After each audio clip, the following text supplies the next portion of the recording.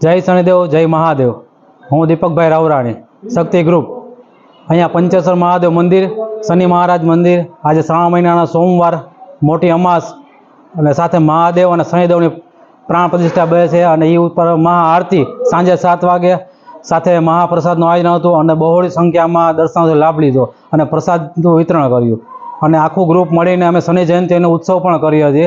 દર શનિ જયંતિ ઉપર હજારો માણસોની સંખ્યામાં દર્શનનો લાભ લે છે અને સાથે મહાપ્રસાદનું આયોજન છે સાંજે 7 વાગે।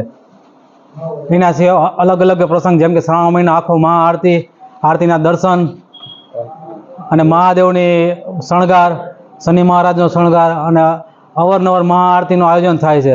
શિવરાતનું પણ મોટા પાયે આયોજન હોય છે અહીંયા અને ભાંગની પ્રસાદ ને બધું આયોજન વિવિધ રીતે કરીએ છીએ અને દર્શકો ભીડમાં લાભ લે છે। મારું નામ દીપકભાઈ ઈશ્વરભાઈ ઠાકર છે અને જાડેશ્વર મંદિરના પૂજારી। આ જાડેશ્વર મંદિર પૌરાણિક મંદિર છે અને 400 વર્ષ જૂનું મંદિર છે।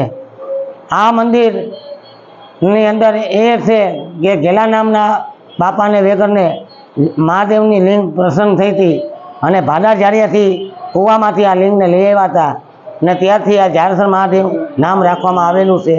અને આ જાડેશ્વર મંદિરની અંદર આખા શ્રાવણ માસની અંદર 5 સોમવારે શણગાર કરવામાં આવે છે। અલગ અલગ શણગાર કરવામાં આવે 5 સોમવારે। આ છેલ્લા સોમવાર એટલે સોમવતી અમાસના દિવસે જાડેશ્વર મહાદેવનો શણગાર કરવામાં આવ્યો છે।